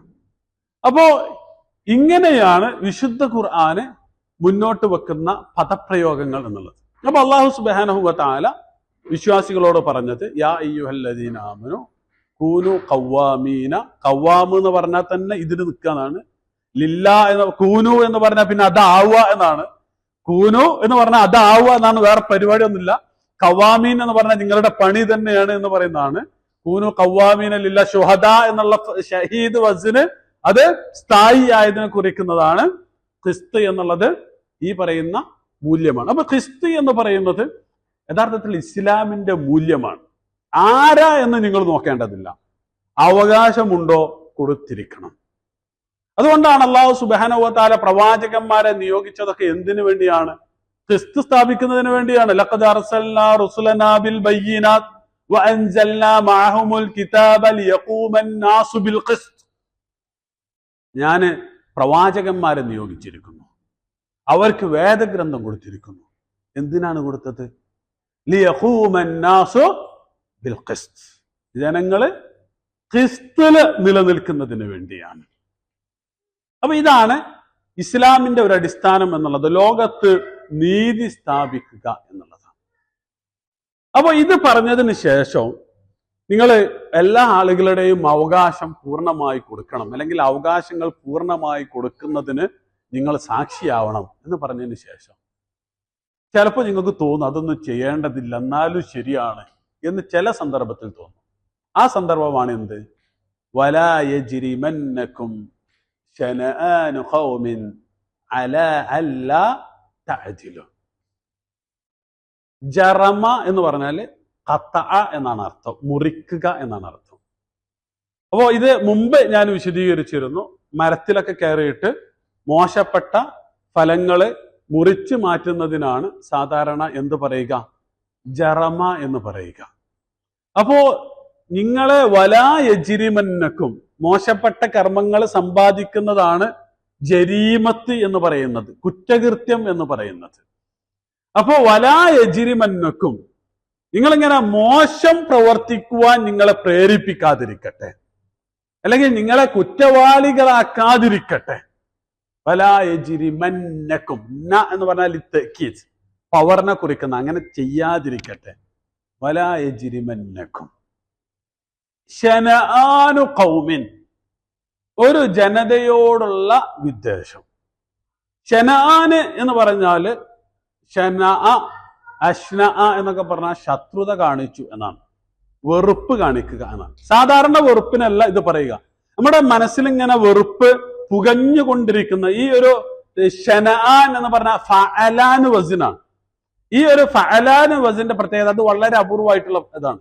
അത് ഇങ്ങനെ മനുഷ്യനെങ്ങനെ ഇളക്കിക്കൊണ്ടിരിക്കുന്ന വികാരങ്ങൾക്കാണ് സാധാരണ എന്ത് പറയുക? ഹഫഖാന് എന്നൊക്കെ പറയും. ഹഫഖാന് എന്ന് പറഞ്ഞാൽ ഒരാൾക്ക് ദുഃഖമോ അല്ലെങ്കിൽ സങ്കടമോ ഒരു ഒരു ഒരു അസ്വസ്ഥതയ്ക്ക് ഇങ്ങനെ വന്നിട്ട് തളച്ചു മറയുന്നതിനാണ് എന്ന് പറയാ ഹഫഖാന് എന്ന് പറയുക. അതുപോലെയാണ് ശനആന്, മറ്റൊരാളുടെ വെറുപ്പ് കൊണ്ടിങ്ങനെ തിളച്ചു മറയുന്നതാണ് ശനആൻ. സാധാരണ അറബി ഭാഷയിൽ പറയും എന്താണ്? ശനആനു ശിതാ എന്ന് പറയും. ശനആനു ശിതാ എന്ന് പറഞ്ഞാല് ശൈത്യകാലത്ത് ഇങ്ങനെ തണുപ്പ് ഇങ്ങനെ ആകെ ഇളകി മറിച്ചു കൊണ്ടിരിക്കുന്ന അവസ്ഥക്കാണ് എന്ത് പറയാ? ശനആനു ശിതാ എന്ന് പറയുക. അപ്പൊ അതുപോലെ മനുഷ്യന്റെ മനസ്സിൽ വെറുപ്പ് ഇളകി മറിയുന്ന അവസ്ഥയാണ് എന്ത്? ശനആന് എന്ന് പറയുക. അപ്പൊ വലാ യജ്രിമന്നകും ശനആനു ഖൗമിൻ, ഒരു ജനതയോടുള്ള വെറുപ്പ്, ഉള്ളിൽ നുരച്ചു പൊന്തുകൊണ്ടിരിക്കുന്ന വെറുപ്പ് നിങ്ങളെ കുറ്റം ചെയ്യുവാൻ പ്രേരിപ്പിക്കാതിരിക്കട്ടെ. അതെങ്ങനെയാണ് നിങ്ങൾ കുറ്റം ചെയ്യുന്നത്? അലാ അല്ലാ തഅദിലു, നീതി പുലർത്താതിരിക്കുക. നമ്മളിങ്ങനെ വിധി കൽപ്പിക്കുന്ന സമയത്ത് രണ്ടാളുകൾ നിങ്ങളുടെ മുമ്പിലുണ്ട്. ഒരാൾ നിങ്ങളുടെ പാർട്ടിക്കാരനാണ്, മറ്റൊരാൾ നിങ്ങളെ ദ്രോഹിച്ച ആളാണ്. അപ്പൊ സ്വാഭാവികമായും നിങ്ങൾക്ക് തോന്നും അയാൾ ശരിക്കും തെറ്റ് ചെയ്ത ആളാണല്ലോ, വേറെന്തോ വിഷയത്തിൽ തെറ്റ് ചെയ്ത ആളാണല്ലോ, അപ്പൊ അയാളോട് ഇനി കുറച്ച് കുറഞ്ഞാലും കുഴപ്പമൊന്നുമില്ല എന്ന് തോന്നും. ആ തോന്നലിനെയാണ് ഇവിടെ കൈകാര്യം ചെയ്യുന്നത്. നിങ്ങൾ വിധിക്കുന്ന സമയത്ത് എത്ര വലിയ കുറ്റവാളിയാണെങ്കിലും, നിങ്ങളോട് വല്ല വിഷയത്തിൽ എന്ത് ചെയ്തിട്ടുണ്ടെങ്കിലും, വിധിയുടെ കാര്യത്തിൽ, വിധിക്ക് മുമ്പിൽ, നിയമത്തിന് മുമ്പിൽ ഇവരൊക്കെയും സമന്മാരാണ്. അതാണ് അവിടെ സമത്വത്തെ കുറിക്കുന്ന എന്ത് പറയുന്നത്? അദ്ല് പറഞ്ഞിട്ടുള്ളത്. വലാ യജ്രിമന്നകും ശനആനു ഖൗമിൻ അലാ അല്ലാ തഅദിലു. അപ്പോ വിധിക്ക് മുന്നിൽ, അതല്ലെങ്കിൽ നിയമത്തിന് മുമ്പിൽ എല്ലാ ആളുകളും എന്താണ്? തുല്യരാണ്. നിങ്ങളോട് മുമ്പ് അനീതി ചെയ്തു എന്നുള്ളത് ഒരിക്കലും നിങ്ങളുടെ വിധിയെ സ്വാധീനിക്കുവാൻ പാടുള്ളതേ അല്ല. ഇപ്പോൾ നമ്മൾ ഇതൊന്ന് ആലോചിച്ച് നോക്കണം. അതായത് ഇസ്ലാം മുന്നോട്ട് വെക്കുന്ന നീതി എന്ന ഒരു ആശയം അതിമഹത്തായ ആശയം. ഇത് ശത്രുവിന്റെ കാര്യത്തിലാണ് പറയുന്നത്. എന്ന് പറഞ്ഞാൽ നിങ്ങളെ ദ്രോഹിച്ച ആളുകളോട് നിങ്ങൾ അനീതി കാണിക്കരുത്, അല്ലെങ്കിൽ കാണിക്കുന്നതിനെ കുറിച്ച് നിങ്ങൾ ചിന്തിക്കരുത് എന്ന് പറയുമ്പോൾ, അപ്പോൾ ഇത് ഇസ്ലാം മുന്നോട്ട് വെക്കുന്ന എത്ര വലിയ മാനവികമായ മൂല്യമാണ് എന്ന് നമ്മൾ മനസ്സിലാക്കണം. അപ്പൊ ഇതാണ് വലാ യജ്രിമന്നക്കും ശനാനു ഖൗമിൻ അലാ അല്ലാ തഅദിലു. അപ്പൊ ഈ ഭാഗം പറയുന്നത് നിങ്ങൾ അങ്ങനെ ചിന്തിക്കുക പോലും ചെയ്യരുത് എന്നാണ്. അനീതി ചെയ്യുവാൻ നിങ്ങൾ ചിന്തിക്കരുത് എന്നാണ് ഒന്നാമത്തെ ഭാഗം പറയുന്നത്. എന്നിട്ട് രണ്ടാമത്തെ ഭാഗം എന്താണ് പറയുന്നത്? ഇല്ല, ഇതിന് പ്രത്യേകിച്ച് തഫ്സീറുകളിൽ മുഫസ്സിറുകളെ ഒരു പ്രത്യേക സന്ദർഭം ഒന്നും പറയുന്നില്ല. പക്ഷെ ഈ ആയത്തും ഞാൻ നേരത്തെ പറഞ്ഞ സൂറത്തു നിസായിലെ ആയത്തും ഒന്ന് മുശ്രിക്കുകളുമായി ബന്ധപ്പെട്ടതും ഇത് ജൂതന്മാരുമായി ബന്ധപ്പെട്ടതുമാണ് എന്ന് പറയാറുണ്ട്. എന്ന് പറഞ്ഞാൽ ജൂതന്മാര് റസൂൽ സല്ലല്ലാഹു അലൈഹി വസല്ലമക്ക് ഒരു രണ്ട് വ്യക്തികൾ കൊല ചെയ്യപ്പെട്ടതിന്റെ പേരിൽ ദിയ ഓഫർ ചെയ്തിരുന്നു. അപ്പൊ അത് അവർ കൊടുക്കാന്ന് പറഞ്ഞിരുന്നു. പിന്നെ അവര് സ്വാഭാവികമായും അവരുടെ ഒരു നാച്ചർ അനുസരിച്ച് അവരത് ലംഘിച്ചു. അപ്പൊ അതുമായി ബന്ധപ്പെട്ടാണ് ഇത് അവതരിച്ചത് എന്ന് പറയുന്നത്. പക്ഷെ അതിന് പ്രത്യേകിച്ച് ആധികാരികതയൊന്നും ഇല്ല. ഇത് മിക്കവാറും സബബുൻ നുസൂൽ എന്ന് പറയുന്നതിനൊന്നും ആ അർത്ഥത്തിൽ ആധികാരികതയില്ല. എന്ന് പറഞ്ഞാല് ഒരു ആയത്ത് അതിന്റെ വിശദീകരണത്തിന് സഹായിക്കുന്ന സംഭവത്തെ അതിലേക്ക് കണക്ട് ചെയ്യുക എന്നുള്ളത് മാത്രമാണ് എന്തുകൊണ്ട് ഉദ്ദേശിക്കുന്നത്, സബബുൻ നുസൂൽ കൊണ്ട് ഉദ്ദേശിച്ചത്. അതല്ലാണ്ട് ആ കാരണം കൊണ്ട് ആയത്ത് അവതരിച്ചു എന്ന് നമ്മൾ ഒരിക്കലും തെറ്റിദ്ധരിക്കരുത്. അങ്ങനെ ചിലത് മാത്രമേ ഉള്ളൂ. ഖദ് സമിഅ അല്ലാഹു ഖൗലല്ലത്തി എന്നൊക്കെ പറയുന്ന ആയത്തുകളെ പോലെ വളരെ അപൂർവമായ ചില ആയത്തുകൾ മാത്രമേ അതിലുള്ളൂ. അപ്പൊ ഇവിടെ അല്ലാഹു സുബ്ഹാനഹു വ തആല പറഞ്ഞു വെക്കുന്നത് നിങ്ങൾ അങ്ങനെ ചിന്തിക്കുക പോലും ചെയ്യരുത്. വലാ യജ്രിമന്നക്കും ശനആനു ഖൗമിൻ. ശനആന് ഞാൻ പറഞ്ഞു, ശനആനു ശിത, അതായെന്നാണ് നമ്മളത് മനസ്സിലാക്കേണ്ടത്. സാധാരണ ഈ ഒരു രൂപത്തിലുള്ള വസ്ന് ഫഅലാനാണ്. ഫഅലാൻ എന്ന് പറഞ്ഞാൽ ഫൈളാന് എന്നൊക്കെ പറയുന്നത് അത് ധാരാളമുള്ള സാധനം. ഗളുബാനി എന്നൊക്കെ പറയും. ഫലമ്മാ റജഅ മൂസ ഇലാ ഖൗമിഹി ഗളുബാന അസിഫ എന്നൊക്കെ പറയും. ഇത് അതല്ല സാധനം. ഇത് രണ്ടാമത്തേന് എന്താണ്? ഫത്തഹാണ്, ശനആനാണ്. അപ്പൊ ഈ ഫഅലാൻ എന്നുള്ളത് വളരെ അപൂർവമായ വസ്നാണ് എന്നും ആ വസ്നിന്റെ പ്രത്യേകത അത് മനുഷ്യന്റെ ഒരു ഇളക്കത്തെ, അസ്വസ്ഥതയെ കുറിക്കുന്ന വസ്നാണ് എന്നുമാണ് ഭാഷാ പണ്ഡിതന്മാർ വിശദീകരിക്കുന്നത്. ഖഫഖാന് പോലെ. അപ്പൊ ഇത് ഒരു മനുഷ്യനെങ്ങനെ മറ്റൊരാളെക്കോടുള്ള വെറുപ്പ് കൊണ്ട് ഇരിക്കപ്പൊരുതില്ലാണ്ടിരിക്കുക എന്നൊക്കെ നമ്മൾ പറയും. അങ്ങനെയുള്ള ഒരു സിറ്റുവേഷൻ ആണ് എന്ത് പറയുക, ശനആന് എന്നൊക്കെ പറയുക. ഈ പദം വിശുദ്ധ ഖുർആൻ മറ്റൊരിടത്ത് പ്രയോഗിച്ചത് ഇന്ന ഷാനിയക ഹുവൽ അബ്തർ എന്ന് പറയുന്നിടത്താണ്. ഷാനി എന്ന് പറഞ്ഞാല് താങ്കളോട് ശത്രുത ഇങ്ങനെ മൂത്ത് നിൽക്കുന്ന അല്ലെങ്കിൽ വെറുപ്പ് തിളച്ചു മറിഞ്ഞുകൊണ്ടിരിക്കുന്ന ആൾ എന്നാണ് ഇന്ന ഷാനിയക ഹുവ അൽ അബ്തർ എന്ന് പറയുന്നത്. അപ്പൊ വലാ യജ്രിമന്നക്കും ശനആനു ഖൗമിൻ. ഖൗമ് എന്നുള്ളതിന്റെ ബഹുവചനം എന്താണ്? അഖ്വാം. ഖൗമ് അഖ്വാം എന്നുള്ളതാണ്. ഖൗമ് എന്ന് പറഞ്ഞാൽ സംഘം, ഒരു പ്രത്യേക ലക്ഷ്യമൊന്നുമില്ലാത്ത ഒരു സംഘത്തിനാണ് ഖൗമ് എന്ന് പറയാ. ഒരു കൂട്ടം ജനങ്ങൾക്കാണ് ഖൗമ് എന്ന് പറയുക. ശനാനു ഖൗമിൻ അലാ അല്ലാ തഅദിലു എന്നുള്ളതാണ്. അലാ അല്ല അങ്ങനെ ചെയ്യാതിരിക്കാൻ.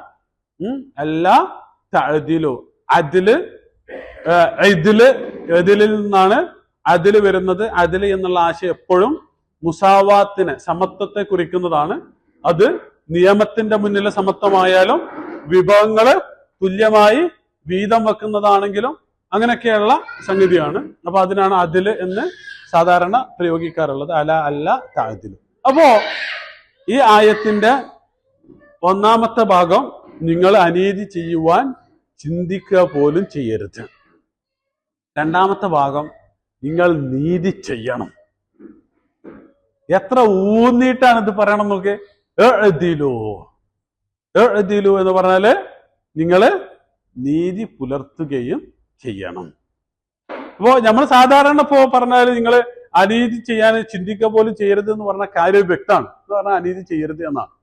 പക്ഷെ അതിന് ശേഷം പിന്നെ അമ്ര് വന്നാൽ, നിങ്ങൾ നീതി ചെയ്യൂ എന്ന അമ്ര് വന്നാല് ഇത് കൽപ്പനയുടെ ഏറ്റവും എന്താ പറയാ ഭീകരമായ അല്ലെങ്കിൽ ഗൗരവാർഹമായ മുഖമാണത്. എഴുതിയില്ലോ, നിങ്ങൾ നീതി പുലർത്തൂ, നിങ്ങൾ അവരെയും നിങ്ങളെയും ഒരുപോലെ കാണും. നമ്മളൊന്ന് ആലോചിച്ച് നോക്കി, നമ്മൾ ഇത്രയും കാലം ദ്രോഹിച്ച ആളുകള്, ആ ആളുകളെയും നമ്മളെയും ഒരുപോലെ കാണണം എന്നല്ല പറയുമ്പോ എത്ര പ്രയാസകരമായ കാര്യമാണ്. പക്ഷെ അങ്ങനെ ചെയ്തേ പറ്റൂ എന്നാണ്.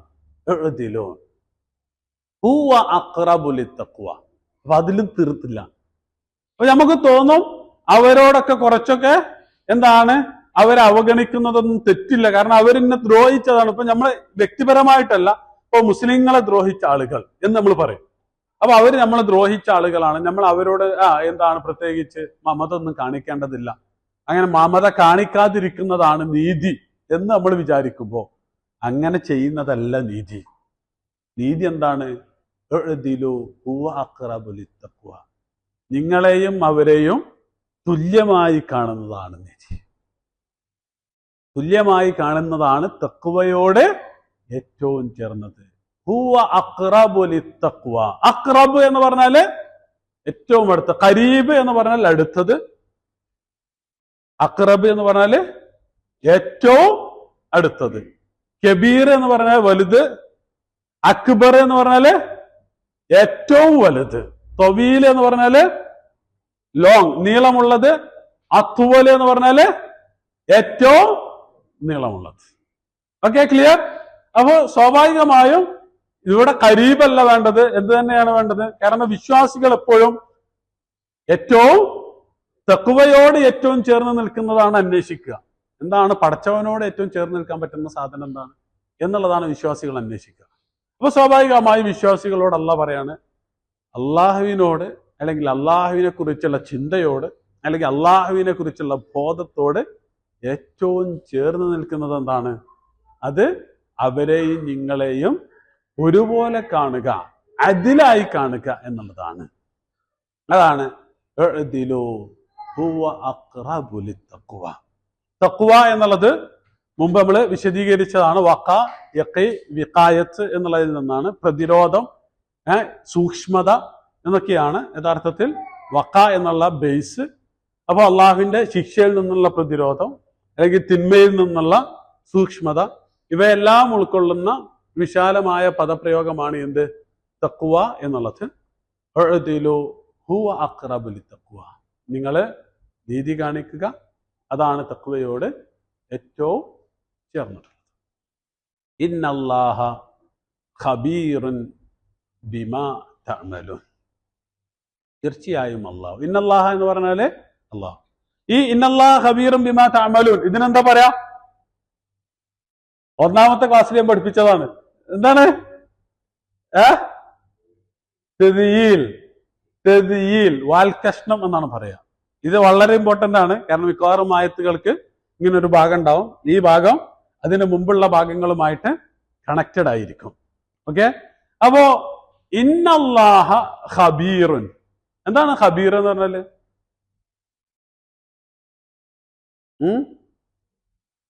ഖബീർ എന്ന് പറഞ്ഞാൽ എന്താ? അപ്പൊ അലീം എന്ന് പറഞ്ഞാലോ? ഒന്ന് ഇൽമും ഒന്ന് ഖബറും. അത് ഫഈൽ വസനിൽ വന്നാല് അലീം ആയാലും ഖബീർ ആയാലും ഒക്കെ എന്താണ്? അതില് സൂക്ഷ്മത ഉണ്ട് എന്ന് പറഞ്ഞാൽ അങ്ങേ അറ്റം ആഴത്തിൽ എന്നൊക്കെയുണ്ട്.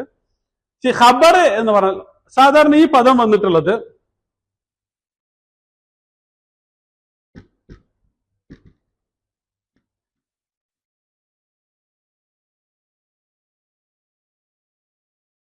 അറബി ഭാഷയില് ഖബർത്തുൽ അർള എന്ന് പറഞ്ഞാൽ ഷഖഖ്തുഹ, ഞാൻ പിളർത്തി എന്നാണ് അർത്ഥം. ഭൂമി പിളർത്തി എന്നാണ് അതിന്റെ അർത്ഥം. ഞാനൊരു സംഗതി അന്വേഷിച്ച് കണ്ടെത്തുന്നതിന് വേണ്ടിയിട്ട് കുഴി കുഴിച്ച് അല്ലെങ്കിൽ ഭൂമി പിളർത്തി കണ്ടെത്താൻ ശ്രമിക്കുന്നതിനാണ് എന്ത് പറയുക?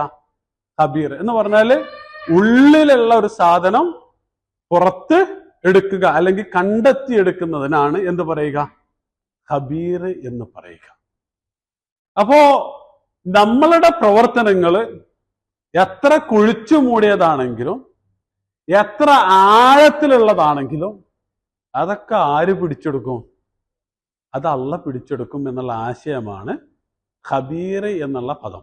ശരിക്കും അൽ ഖബ്റാ എന്ന് പറഞ്ഞാല് നമ്മള് എന്താണ് ഈ പൂന്തോട്ടങ്ങളൊക്കെ, എന്നിട്ട് ആ പൂന്തോട്ടത്തിന്റെ നടുവിൽ ഏതെങ്കിലും ഒരു ഭാഗത്തുണ്ടാവും കുറച്ച് വെള്ളം കെട്ടി നിൽക്കുന്നു. ആ വെള്ളം കെട്ടി നിൽക്കുന്നതിൽ ഇങ്ങനെ പൊന്തി വരുന്ന പാഴിച്ചെടികൾ എന്ന് പറഞ്ഞാൽ പുറത്തുനിന്ന് നോക്കിയാലൊന്നും കാണൂല, ഉള്ളിൽ ഇങ്ങനെ ഇവിടെ കിടക്കുന്ന പാഴിച്ചെടി, അതിനാണ് ഖബ്റാ എന്ന് പറയാം. ആരും ശ്രദ്ധിക്കാത്ത സാധനം. അപ്പോ നമ്മളെ ഇത് ആരും കണ്ടിട്ടില്ല, ആരും അറിഞ്ഞിട്ടില്ല എന്നൊക്കെ വിചാരിക്കുന്ന കുറെ സാധനങ്ങൾ ഉണ്ടാവും, കർമ്മങ്ങൾ ഉണ്ടാവും. ആ കർമ്മങ്ങളൊക്കെ ആരറിയും?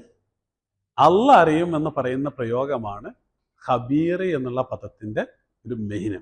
അപ്പൊ ഖബറുകൾ അറിയുന്നവനാണ് അള്ളാഹു.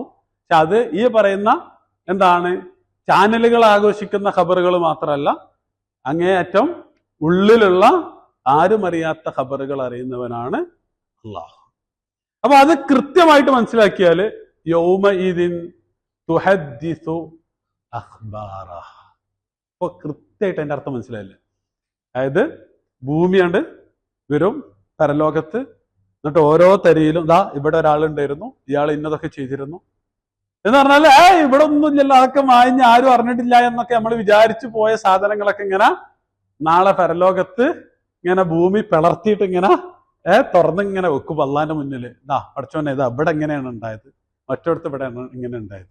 അതാണ് യൗമഹിദിൻ തുഹദ്ദിസു അഖ്ബാറഹ എന്ന് പറയുന്നത്. ഇതിൽ തന്നെ ഉള്ളതാണ് ഖബറും നബഉം തമ്മിലുള്ള വ്യത്യാസം. എന്താണ് ഖബർ? ഖബർ അഖ്ബാർ ഞാൻ നേരത്തെ പറഞ്ഞു, ന്യൂസ്. നബഅോ? നബ എന്ന് പറഞ്ഞാൽ എന്താണ്? ന്യൂസ് അല്ലേ? തമ്മിൽ എന്താ വ്യത്യാസം?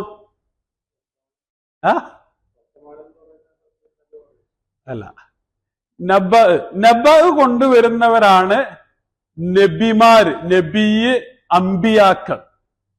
നബ അതിൽ നിന്നാണ് നബിയ്, അംബിയാ ഒക്കെ കടന്നു വരുന്നത്. അപ്പൊ നബവും ഖബറും തമ്മിലുള്ള വ്യത്യാസം. ഖബർ എന്ന് പറഞ്ഞാൽ എല്ലാ വാർത്തകൾക്കും ഖബർ എന്ന് പറയും. അത് അപ്പുറത്തൊരു മരം വീണ്, ആന ചെരിഞ്ഞ്, എന്താണ് ഇപ്പോ എന്താണ് റിപ്പോർട്ടിന്റെ പേര് ഞാൻ മറന്ന്, ഹേമാക്കാൻ പറ്റില്ല. അപ്പോ ഇങ്ങനെ എല്ലാ മനുഷ്യന്മാർക്ക് ഉപകാരമുള്ളതും ഉപകാരപ്പെടാത്തതുമായ എല്ലാ വാർത്തകൾക്കും ഖബർ. എന്നാൽ സാമൂഹികമായ പ്രത്യാഘാതങ്ങൾ ഉണ്ടാക്കുന്ന വാർത്തകൾക്ക് മാത്രമാണ് നബ എന്ന് പറയുകയുള്ളൂ. വലിയ ഗൗരവാർഹമായ അല്ലെങ്കിൽ സാമൂഹികമായി എന്തെങ്കിലുമൊക്കെ പ്രത്യാഘാതം ഉണ്ടാക്കുന്ന അമ്മ യതസാഅലൂൻ അനിൻ നബഇൽ അളീം, അത് കുറച്ച് വലിയ വാർത്തയാണ്.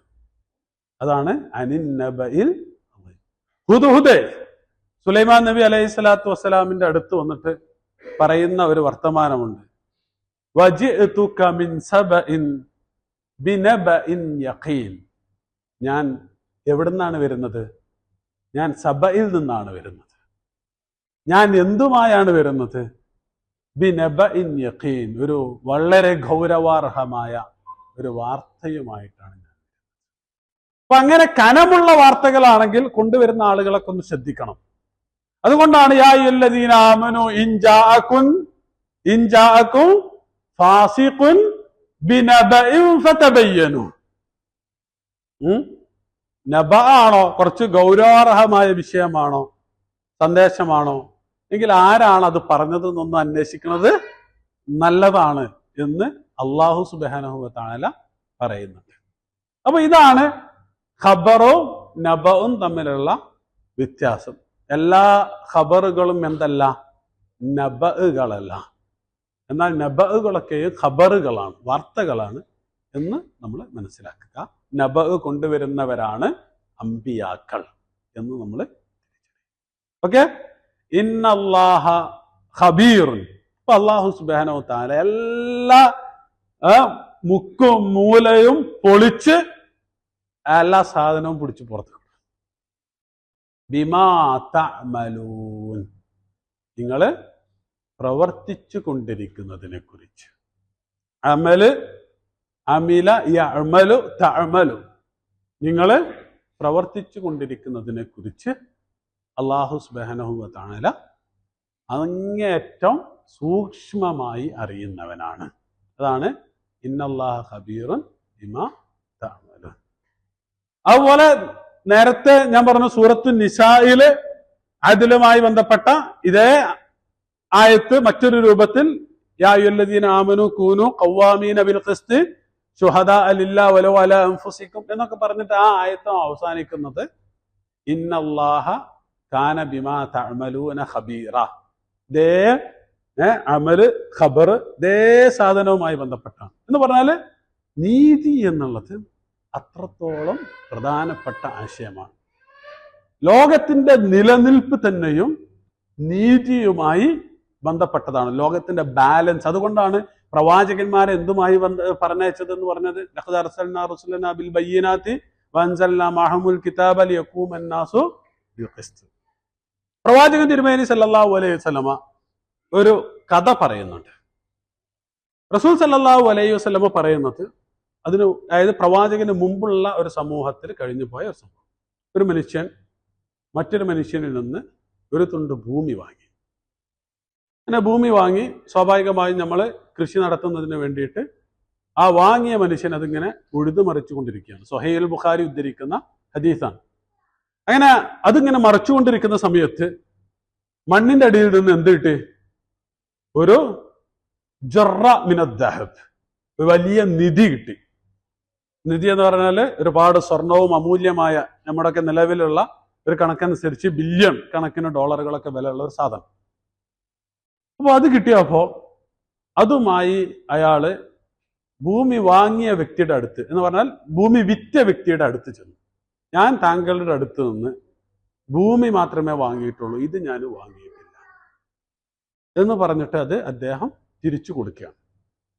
അപ്പോൾ ആ മനുഷ്യൻ ഇയാളെക്കാൾ നല്ല മനുഷ്യൻ, അയാൾ പറഞ്ഞു ഞാൻ നിങ്ങൾക്ക് ഭൂമി മുഴുവനാണ് വിറ്റത്, അതിലുള്ളതൊക്കെയും താങ്കൾക്ക്. സ്വാഭാവികമായും അവർക്കിടയിൽ അഭിപ്രായ വ്യത്യാസമായി. അങ്ങനെ റസൂലിന്റെ ഭാഷയിൽ എന്ന് പറഞ്ഞ ഹദീസിൽ വന്നത് ഫതഹാക്കമ, അങ്ങനെ അവര് കോർട്ടിൽ പോയി. ലോക ചരിത്രത്തില് ആദ്യമായിട്ടും ഒരുപക്ഷെ അവസാനമായിട്ടും മറ്റൊരാൾക്ക് വേണ്ടി കോർട്ടിൽ പോകുന്നത് ഇതായിരിക്കും. നമ്മൾ സാധാരണ കോടതി പോലെ എന്തിനാണ്, അത് ഇന്റേതാണ്, എനിക്ക് കിട്ടേണ്ടതാണ് എന്നുള്ളതിന് വേണ്ടിയിട്ടാണ് നമ്മൾ കോടതിയിൽ പോകാറുള്ളത്. പക്ഷെ ഇവര് രണ്ടുപേരും കോടതിയിൽ ചെല്ലുന്നത് എന്തിനാണ്?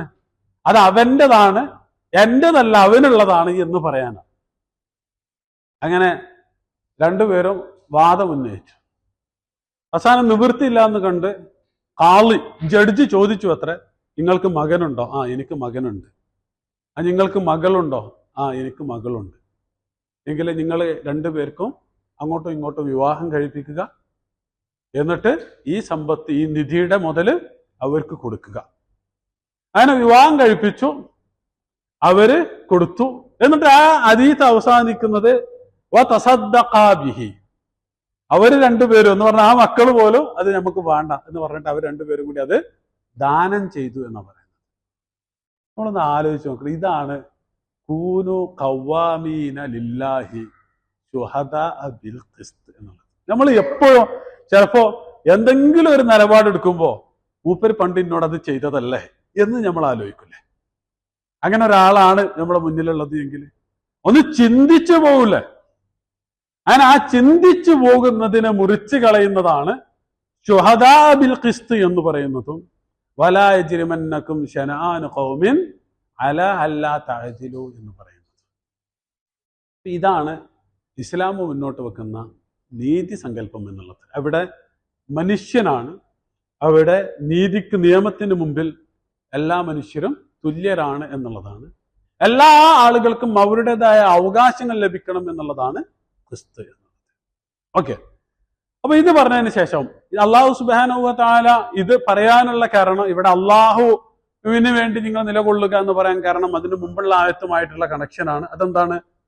അതില് അള്ളാഹു പറയും വദ്കുറൂ നിഅമത്തല്ലാഹി അലൈക്കും, നിങ്ങൾക്ക് ഇന്ന അനുഗ്രഹങ്ങളൊക്കെ നമ്മളെ കുട്ടികളോടൊക്കെ പറയില്ല അല്ലെ, ഞാൻ എനിക്ക് ഇത് വാങ്ങി തന്നിട്ടില്ല, അല്ലെങ്കിൽ അത് ചെയ്തു തന്നിട്ടില്ല, പിന്നെ എന്താ ഞാൻ പറഞ്ഞ കേൾക്കാത്തത് എന്നൊക്കെ പറയുന്നത് പോലെ, അല്ലെങ്കിൽ നീ എന്താ എന്റെ കൂടെ നിൽക്കാത്തത് എന്ന് ചോദിക്കുന്നത് പോലെയാണ് അള്ളാഹു നിങ്ങൾക്ക് നൽകിയ അനുഗ്രഹങ്ങളൊക്കെ നിങ്ങൾ ഓർക്കുക എന്ന് പറഞ്ഞതിന് ശേഷം കൂനു ഖവ്വാമീനലില്ല, നിങ്ങൾ അള്ളാഹുവിന് വേണ്ടിയിട്ട് നിലകൊള്ളുക എന്ന് പറയും. അപ്പൊ അങ്ങനെയൊക്കെ നിങ്ങൾ ചെയ്യുന്നുവെങ്കിൽ അടുത്തത് എന്താണ്?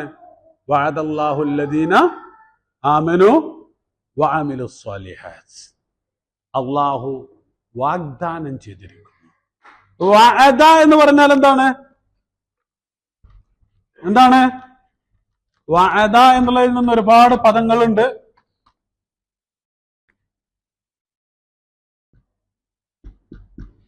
വഅദ എന്ന് പറഞ്ഞാൽ എന്താ? വാഗ്ദാനം ചെയ്യുക, ഓഫർ ചെയ്യുക, അല്ലെങ്കിൽ കരാർ ചെയ്യുക എന്നുള്ളതാണ്. ഇത് പോസിറ്റീവായിട്ടും നെഗറ്റീവായിട്ടും ഉപയോഗിക്കും.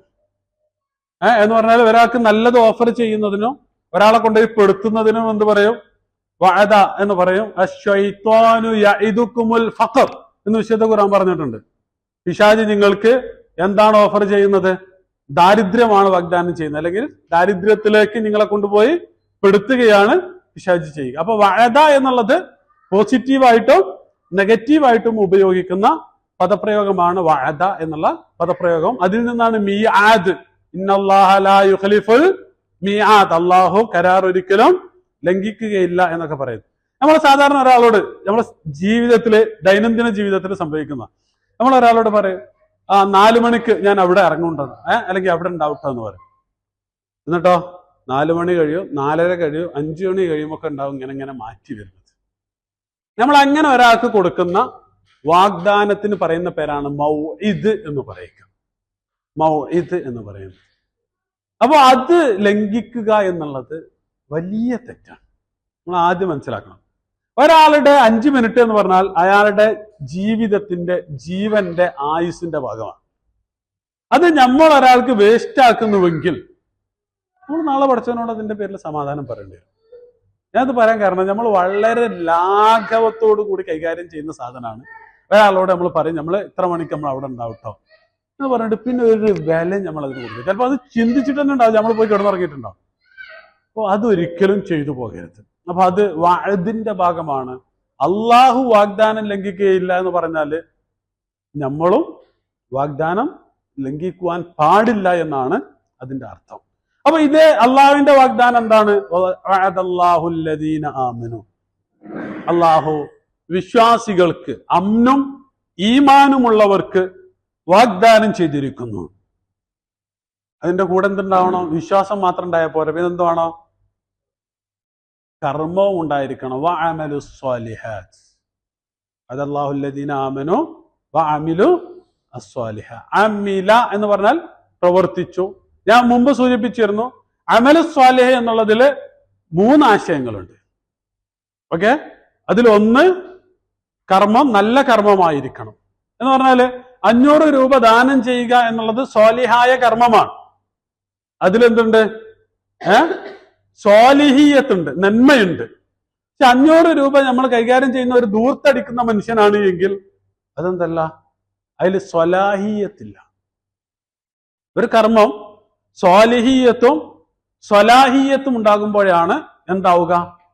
സ്വാലിഹായിത്തീരുക. 10,000 രൂപ ദാനം ചെയ്തു എന്നുള്ളത് കൊണ്ട് കൂലിട്ടൊന്നുമില്ല. 10,000 രൂപ ദാനം ചെയ്യുന്നത് അത് കൈകാര്യം ചെയ്യുവാൻ അറിയുന്ന ആൾക്കാവുമ്പോഴേ എന്താവുള്ളൂ? സ്വാലിയാവുള്ളൂ. നമ്മുടെ നാട്ടിലൊക്കെ, അല്ലെങ്കിൽ നമ്മുടെ ഗൾഫുകാരൊക്കെ സ്വഭാവമാണ് അതാണ്. ഐഫോൺ ഇനി അടുത്തെന്താ 16 ഇറങ്ങാനുള്ളത് ആണ്. 16 ആണ്ട് ഇറങ്ങിയാൽ 10 വയസ്സായ 12 വയസ്സായ മോൻക്ക് അല്ലെങ്കിൽ മോൾക്ക് അതാണ് വാങ്ങിക്കൊടുക്കും. അതിലൊരു ഗുണമില്ല എന്ന് മാത്രമല്ല അത് ദോഷമുള്ളൂ. എന്ന് പറഞ്ഞാല് എന്താണ് അതിന്റെ പ്രത്യേകത?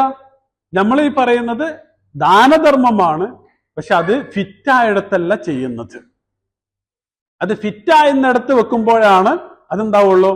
അത് സ്വാലിഹീയത്തും സ്വലാഹീയത്തും ചേർന്നതാണ് സ്വാലിഹ്. അതൊന്ന്. രണ്ടാമത്തേത്, നമ്മളെപ്പോഴെങ്കിലും ഒരു ഇതിലിങ്ങനെ ഒരാൾ പാസ് ചെയ്യാൻ റോഡ് മുറിച്ചെടുക്കാൻ ഒരു വയസ്സായ ആൾ ഇങ്ങനെ നിൽക്കുകയാണ്. ഞാൻ അയാളെ പോയി സഹായിച്ചു. അപ്പൊ ഭയങ്കര സന്തോഷമായി. ഇന്ന് ഞാനൊരു വലിയ സൽക്കർമ്മം ചെയ്തു. അതുകൊണ്ടൊന്നും സൽക്കർമ്മാവില്ല. സൽക്കർമ്മം എന്ന് പറഞ്ഞാൽ അതിങ്ങനെ ആവർത്തിക്കപ്പെടണം. അതാണ് ഞാൻ അമല് എന്നുള്ള പദത്തിന്റെ ഒരു പ്രത്യേകത. എന്തുണ്ടായിരിക്കണം? ആവർത്തിതമായിരിക്കണം എന്ന് പറഞ്ഞാൽ നമ്മളിൽ നിന്ന് വരുന്ന കർമ്മങ്ങളൊക്കെയും എന്തായിരിക്കണം? സൽക്കർമ്മങ്ങളായിരിക്കണം. മറ്റത് ഫിഅലാണ്. അതാണ് ഞാൻ മുമ്പ് സൂചിപ്പിച്ചത്. അലം തറ കൈഫ ഫഅല റബ്ബുക ബി അസ്ഹാബിൽ ഫീൽ, അലം തറ കൈഫ ഫഅല റബ്ബുക എന്താണ് ബിആദ്, ലിമ തഖൂലൂന മാ ലാ തഫ്അലൂൻ. അതൊക്കെ എപ്പോഴെങ്കിലും ഒരിക്കൽ ചെയ്യുന്ന കർമ്മങ്ങൾക്ക് നടത്തുന്ന പണിയാണ്. അമലു സ്വാലിഹാണ്, ഫിഅലു സ്വാലിഹ് അല്ല. ഫിഅലുൽ ഖൈറാത്താണ്, അത് വേറെ സാധനമാണ്. ഓക്കെ, അപ്പോ അമലു സ്വാലിഹ് ആവണമെങ്കിൽ 3 സംഗതികളായിരിക്കണം. ഒന്ന്, കർമ്മങ്ങൾക്ക് ആവർത്തനം, നൈരന്തര്യം ഉണ്ടായിരിക്കണം. 2, ചെയ്യുന്നത് നല്ല കർമ്മമായിരിക്കണം. 3-മത്തേത്, നല്ല കർമ്മം അതിന് ഫിറ്റായിടത്താണ് ചെയ്യേണ്ടത്. ഇത് 3ഉം ചേർന്ന് വരുമ്പോഴാണ് എന്തുണ്ടാകുക? അമലു സ്വാലിഹ് ജനിക്കുക. ഓക്കെ, അപ്പോ വഅദല്ലാഹുല്ലദീന ആമനു വഅമിലു സ്വാലിഹാത്തി മിൻഹും ഉണ്ടാവും ലഹും മഗ്ഫിറത്തുൻ വഅജ്റുൻ അളീം. അപ്പൊ ലഹും മഗ്ഫിറത്തുൻ വഅജ്റുൻ അളീം. അപ്പൊ അവർക്ക് അള്ളാഹുവിന്റെ വാഗ്ദാനമാണ് മഗ്ഫിറത്തുൻ വഅജ്റുൻ അളീം. മഗ്ഫിറത്ത് എന്ന് പറഞ്ഞാല് ഞാൻ മുമ്പ് വിശദീകരിച്ചിരുന്നു. ഇൽബാസു മാ യസൂനുഹു മിനദ്ദനസ്, അഴുക്കിൽ നിന്ന് തടയുന്നത്, ധരിപ്പിക്കുന്നതാണ് എന്ത്? മഗ്ഫിറത്ത് എന്ന് പറഞ്ഞാല് ഇങ്ങനെ ചെളിയിൽ ഇങ്ങനെ മുങ്ങിക്കളിക്കുന്ന ഒരാളെ കൊണ്ടുവന്ന് വൃത്തിയാക്കി ഇനി ചെളി പറ്റാതിരിക്കുന്നതിന് വേണ്ടിയിട്ട് അയാളെ പ്രൊട്ടക്ട് ചെയ്യുന്ന സാധനമാണ്. അങ്ങനെ പ്രൊട്ടക്ട് ചെയ്യുന്ന രീതിയാണ് എന്ത്? മഗ്ഫിറത്ത്. എന്ന പാപം ചെയ്ത മനുഷ്യനെ പാപത്തിൽ നിന്ന് അള്ളാഹു കഴുകിക്കളഞ്ഞ് പാപത്തിൽ നിന്ന് മോചിപ്പിക്കുന്നതാണ് എന്ത്? മഗ്ഫിറത്ത് എന്ന് പറയുന്നത്. അപ്പൊ മഗ്ഫിറത്ത് നൽകിയതിന് ശേഷം അജ്ർ ഉണ്ടാവുള്ളൂ. അതെന്താണ്? അജ്ർ എന്ന് പറഞ്ഞാല് അമൂല്യമായ സാധനമാണ്. ഇപ്പൊ നിങ്ങള് എന്താണ് ഒരു പുതിയ കാറ് വാങ്ങി, വാങ്ങിയിട്ട് വീടിന്റെ തൊട്ട് മുന്നിൽ തന്നെ നല്ല ചെളി ഇങ്ങനെ കെട്ടി നിൽക്കുന്ന സ്ഥലമുണ്ട്. അവിടെ കൊണ്ടുവന്നിട്ട് നിങ്ങൾ നിർത്തിയിടുക? നിങ്ങൾ നിർത്തിയിടില്ല. ആദ്യത്തെ പുതിയ കാറാവുമ്പോ സ്വാഭാവികമായി, അല്ലെങ്കിൽ ഒരു പുതിയ ഫ്രിഡ്ജ് വാങ്ങി നോക്കുക, നിങ്ങൾ എവിടെ വീട്ടിൽ വെക്കുക? ആ സ്ഥലമൊക്കെ നല്ല വൃത്തിയൊക്കെ ആക്കിയിട്ട് ചെളിയൊന്നും ഇല്ലാത്ത സ്ഥലത്ത് കൊണ്ടുപോയിട്ട് നിങ്ങളത് ചെയ്യും. അപ്പൊ അജ്ർ ചെയ്യണമെങ്കിൽ, കൊടുക്കണമെങ്കിൽ അതിനു മുമ്പ് എന്ത് നടക്കണം? ക്ലീനിങ് നടക്കണം. ആ ക്ലീനിങ്ങിനെ കുറിച്ചാണ് അള്ളാഹു എന്ന് പറയുന്നത് മഗ്ഫിറത്ത് എന്ന് പറയുന്നത്. ലഹും മഗ്ഫിറത്തുൻ, അവർക്ക് പാപങ്ങളിൽ നിന്നുള്ള, കറകളിൽ നിന്നുള്ള മുക്തിയുണ്ട്, മോചനമുണ്ട്. എന്നിട്ടോ വഅജ്റുൻ അളീം, അജ്ർ എന്ന് പറഞ്ഞാല് കൂലിയുണ്ട്. എന്ന് പറഞ്ഞാൽ അള്ളാഹു നൽകുന്നത് നമ്മുടെ പ്രവർത്തനങ്ങൾക്ക് കണക്കായ വേതനമല്ല. പക്ഷെ അവിടെ അജ്ർ എന്ന് പ്രയോഗിക്കാനുള്ള കാരണം നമുക്ക് അള്ളാഹു അത് അർഹതപ്പെട്ട് നൽകുന്നതായത് കൊണ്ടാണ്. എന്ന് പറഞ്ഞാൽ നമ്മുടെ കർമ്മം കൊണ്ട്, ഈമാനും അമലു സ്വാലിഹാത്തും ഉള്ളത് കൊണ്ട് നമ്മൾ അതിന് അർഹരായിരിക്കുന്നു എന്നുള്ള പ്രഖ്യാപനമാണ് അജ്ർ എന്നുള്ള പദം, കൂലി എന്നുള്ള പദത്തിലൂടെ അള്ളാഹു സുബ്ഹാനഹു തആല പ്രയോഗിച്ചത്. അതുപോലെ അജ്റുൻ എന്ന് പറയുന്നതും അൽ അജ്ർ എന്ന് പറയുന്നതും തമ്മിൽ വ്യത്യാസമുണ്ട്. അൽ അജ്ർ എന്ന് പറഞ്ഞാൽ ആ കൂലി എന്നാണ്. എത്രയാണോ പറഞ്ഞത് അത്ര കിട്ടുള്ളൂ. എന്നാൽ അജ്റുൻ എന്ന് പറഞ്ഞാലോ അത് നെക്കിറയാണ്. നെക്കിറ എന്ന് പറഞ്ഞാൽ നമുക്ക് അറിയാത്തത്, അപരിചിതമായത് എത്രയോ കിട്ടും എന്നർത്ഥം. അതുകൊണ്ടാണ് സ്വർഗത്തെ കുറിച്ചൊക്കെ പറയുമ്പോൾ എന്ത് പറയുന്നത്? മാലാ ഉദുനുൻ സമിഅത് വലാ ഐനുൻ റഅത്, ഒരു ചെവിയും ഇതുവരെ കേട്ടിട്ടില്ലാത്ത, ഒരു കണ്ണുകളും ഇതുവരെ കണ്ടിട്ടില്ലാത്ത വിഭവങ്ങളാണ് അല്ലാഹു സുബ്ഹാനഹു വ തആല വിശ്വാസികൾക്ക് ഒരുക്കി വെച്ചിട്ടുള്ളത് എന്ന് പറഞ്ഞിട്ടുണ്ട്. അപ്പൊ അതുപോലെ അജ്റുൻ എന്ന് നെക്കിറയായി പറയുന്നത് എത്രയോ കൂലി എന്നാണ്. അല്ലെങ്കിൽ നമ്മൾ പ്രതീക്ഷിക്കുന്നതിൻ്റെ അപ്പുറമാണ് കൂലി എന്ന് പറയുന്നതിനാണ് അജ്റുൻ അലീം. അലീം എന്ന് പറഞ്ഞാൽ എന്താണ്? അലീം എന്ന് പറഞ്ഞാൽ എന്താണ്? മഹത്തരം, വണ്ണമായത്. അതാണ് ശരിക്ക് കറക്റ്റ്. പണ്ടത്തതാണ് കറക്റ്റ്. കാരണം അലുമ് എന്ന് പറഞ്ഞാൽ ഈ സാധനങ്ങളാണ്. എന്താണ് അലുമ്? അലുമ് എന്ന് പറഞ്ഞാൽ എന്താണ്? ബോണ് എന്നാണ് അർത്ഥം, എല്ല് എന്നാണ് അർത്ഥം. എന്ന് പറഞ്ഞാൽ മുളച്ചു നിൽക്കുന്നതാണ് എല്ലുകൾ, മുളച്ചു നിൽക്കുന്നതാണ് എല്ലുകൾ. അതിൽ നിന്നാണ് വണ്ണമുള്ളത് എന്ന് പറഞ്ഞത്. എന്ന് പറഞ്ഞാല് മുളച്ച് കാണുന്നത് എന്ന് പറഞ്ഞാൽ ധാരാളമുള്ളത്, കൂടുതലുള്ളത് എന്നുള്ള അർത്ഥത്തിനാണ് ആ അളുമിൽ നിന്ന് ഫഈൽ വസലിൽ എന്ത് വന്നത്? അലീം കടന്നു വന്നത്. അളുമ അളുമ ലോദ് അളുമ പറഞ്ഞ വലുതായി, മഹത്തരമായി എന്നൊക്കെയാണ് അർത്ഥം. അപ്പോ അതിൽ നിന്നാണ് അലീം, അജ്റുൻ അലീം, മഹത്തരമായ പ്രതിഫലം അല്ലെങ്കിൽ ഏറ്റവും വലിയ പ്രതിഫലം എന്ന് പറയുന്നത്.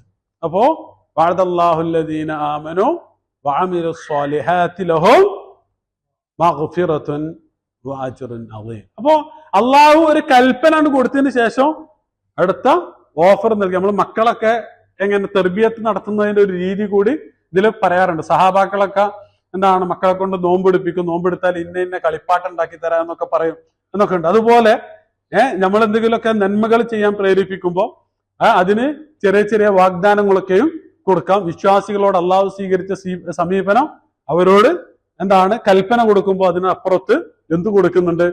ഓഫറുകൾ കൊടുക്കുന്നുണ്ട്. വആഖിറു ദഅ്വാന അനിൽ ഹംദുലില്ലാഹി റബ്ബിൽ ആലമീൻ. ഇനി ഇതുമായി ബന്ധപ്പെട്ട് ചോദ്യങ്ങൾ ഉണ്ടെങ്കിൽ ചോദിക്കാവുന്നതാണ്. ഒരു 2-3 മിനിറ്റ് ഏറെ പോയിട്ടുണ്ട്. Yes, wait, essence.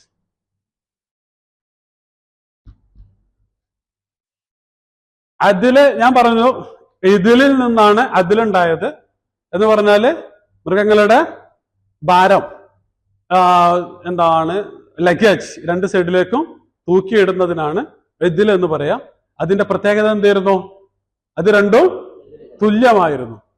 അതൊന്നാണ്ട് തെറ്റിയാൽ എന്ത് സംഭവിക്കും? തെറ്റി എന്ത് സംഭവിക്കും? അതോടുകൂടി മൃഗം വീണു പോകും, അതിന് നടക്കാൻ കഴിയില്ല. അങ്ങനെ തെറ്റുന്നതിനാണ് അദല എന്ന് പറയുക. അതായത് ഇതേ കസത്തിന്റെ അതേപോലെ. അതുകൊണ്ടാണ് ബലില്ലദീന കഫറു ബിറബ്ബിഹിം യഅദിലൂൻ, അതിൽ നിന്ന് തെറ്റിപ്പോകുന്നവരാണ് എന്ന് വിശുദ്ധ ഖുർആന് പ്രയോഗിച്ചിട്ടുണ്ട്. അപ്പൊ ക്രിസ്തുന്റെ അതുപോലെ തന്നെ അതിലിനും ഇതേ പ്രയോഗമുണ്ട്. അതായത് ഈ ബാലൻസ് തെറ്റിപ്പോകുക, ഈ തൂക്കം ഒരുപോലെയുള്ളത് തെറ്റിപ്പോകുന്നതിനും അദല എന്ന് വിശുദ്ധ ഖുർആന് പ്രയോഗിച്ചിട്ടുണ്ട്.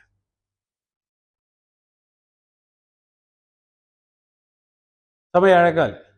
കഴിഞ്ഞ ക്ലാസ്സിൽ പറഞ്ഞിരുന്നു, പുതിയ നോട്ടീസിൽ കുറിപ്പിൽ നമ്മൾ കൊടുത്തിരുന്നു.